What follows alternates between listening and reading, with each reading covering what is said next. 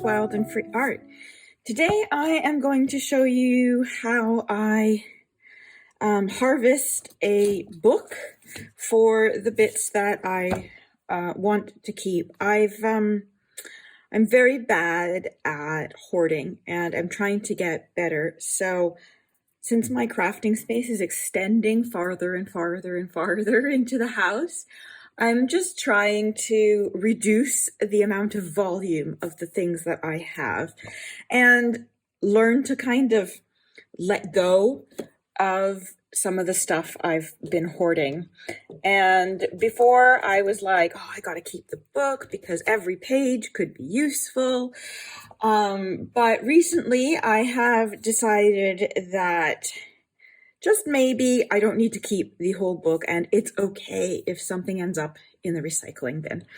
So I have been trying to reorganize, to sort, to reduce some of the things. And one of the things I've been doing is the books that I have. So this book, some books I keep the entire book because I think every page is useful. So I just take what I need. Some of them are like the botanical, the illustrated ones, but some of them, like this one, have some bits that are nice, but other bits that I'm not really particularly interested in. So I thought that maybe you would be interested in seeing what parts I keep and what I'm going to use them for. And yeah, and maybe you can do the same too, especially for the new year. If you want to have a clear out in preparation of a new year and new crafting goals, then this could be an idea for you. So this is a book I got at the secondhand shop for £1.99. I wouldn't say it's old vintage really, but it's a Reader's Digest from '86, reprinted in '93. So it's old, but it's not like ancient. So there's quite a few things that I really like and quite a few things that I think I can let go of. So the first thing I am going to do is take the book apart. I love keeping the covers because then I reuse them to make new covers. It's a good source of chipboard, Davy board, and it's usually really, really strong because it's been used for an industrial book that's supposed to last. So the easiest way to do this is to take out the text block as a whole. So I just put it up like this, try and pull slightly, and I cut with a sharp knife into, let's see if you can see here. All right, so there we go, into the text block. So just this crack that connects the block, so basically through the end papers. And you will probably need to, depending on the book, cut through some of the mull that they used. Okay, and then the other one is now a lot easier because all you have to do is, you could just pull it apart, but I don't because I reuse a few of the bits from the front. So here I've got two really good pieces of chipboard, and you could use some of the spine if you want to use some of the writing and stuff like that for collage work, or if you want to keep this and recover the whole thing, you can totally do that and make like an Excel art journal or whatever you like. So that's what I do with the covers. The next thing I like to do is go along the side here and keep the headbands and some of the scraps of this paper. So I like the headbands and the tailbands because, well, they're actual proper ones and they're still pretty strong doing their job. So they are great for future use. And then I do like to keep some of the paper that they use to cover the spine. It's got a really nice texture to it, and I think it just adds a bit to collaging. So I don't keep all of it, obviously, but I keep some. So I've got the headbands here, the paper. Some of it comes off better than others. That's a good strip. So yeah, you've got this really nice texture for collage papers, and that goes into my collage. Then the next thing I do is I always keep these beautiful end papers directly as they are. I fold them and I put them straight into a journal, a junk journal for new pages.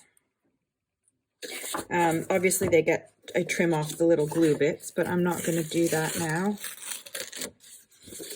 So you've got those. And then I start going through the actual journal itself. So this one here, I would keep this page because one, I like that little front bit. And it's also got lots of blank space, so you can use this as backing for like journaling cards and all that. So here, what I'm going to just do in the first step here is just pull the pages out where I want to keep things. So I definitely love this butterfly and I like this word. So I'm going to keep that in the fussy cut pile over here on the side. Table of contents, not particularly interested. The fox doesn't quite work for me. These things aren't particularly interesting. These little illustrations might be of interest.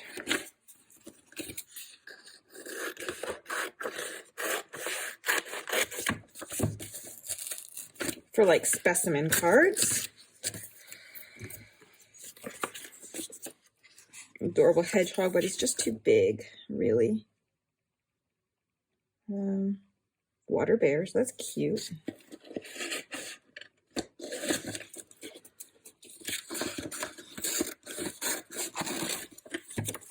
So this one here.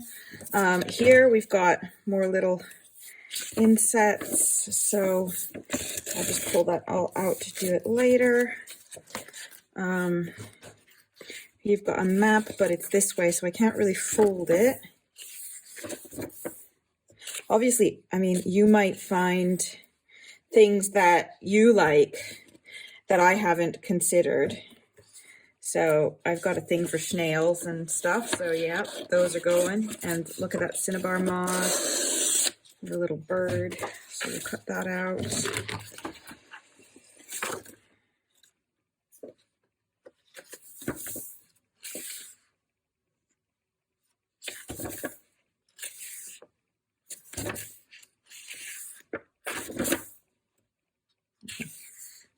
Here's a bit more of this.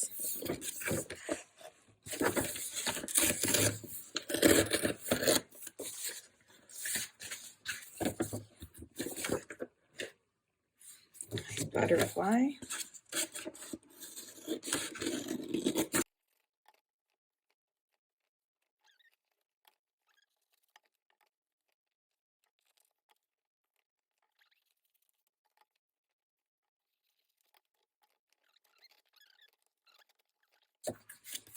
Sometimes I also go through these and take out pictures that I think other people might be interested in, like especially in some like vintage books on like etiquette and sewing and that kind of thing, because maybe I'm not particularly interested in using other people in my journals, but I know lots of people are. So sometimes I keep them and then I put them in my mystery packs. These are all nice illustrations. Ah, what a shame. The little caterpillar's cute.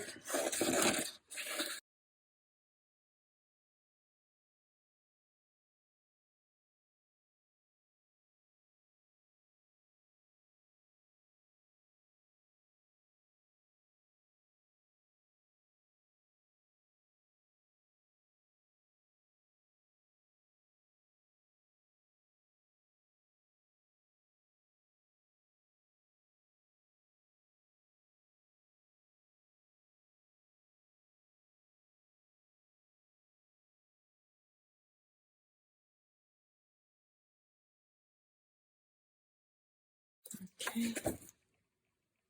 That might be great for like a Halloween theme. Might go back and get those spiders for Halloween too.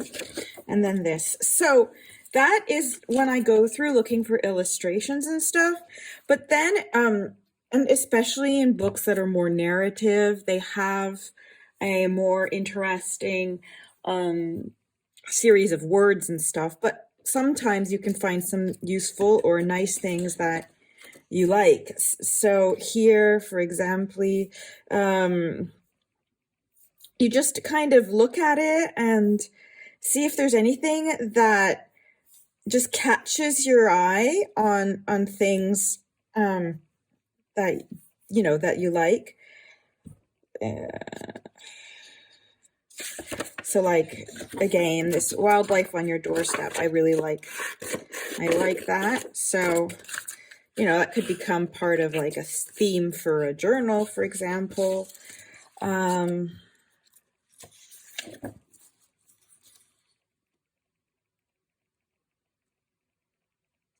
problem of feet, I don't know how that works. But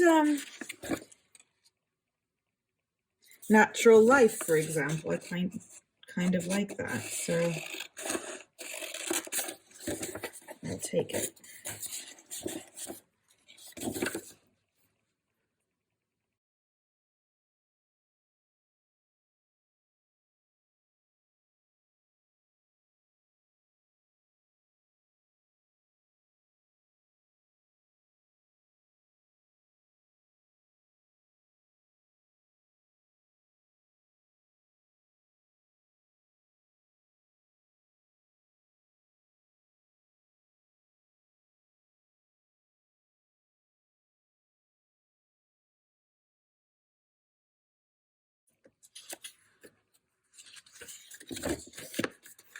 Okay, that's it. So now that I've kind of gutted all of this can go into the recycle bin. So from that book, we have managed to get pages for journaling, covers, headbands, collage papers, quotes and sentiments,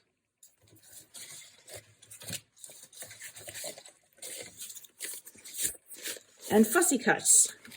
Once it's all cut down, this is going to be a much smaller amount of stuff. I'm going to see if I can manage to cut it all down, fussy cut, and show you the final pile of things once it's done.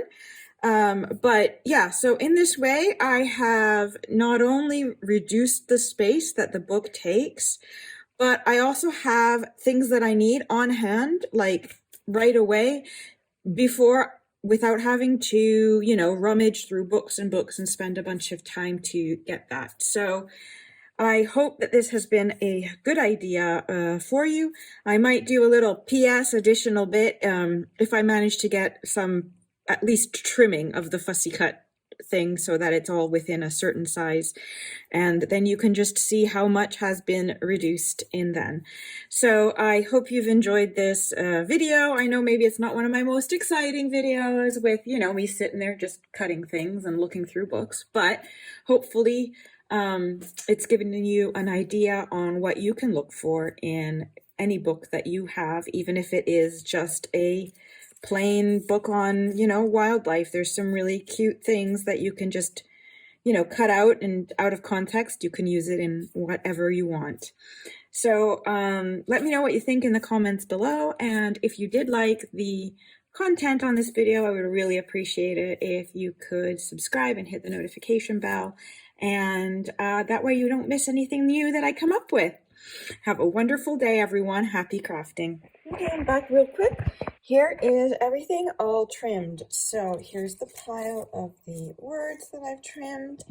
Here is the cover. Here's my headbands. This is the collage paper, and these are the future fussy cuts. So all that turned into this. I hope this has been helpful again, and thank you for watching. Bye-bye.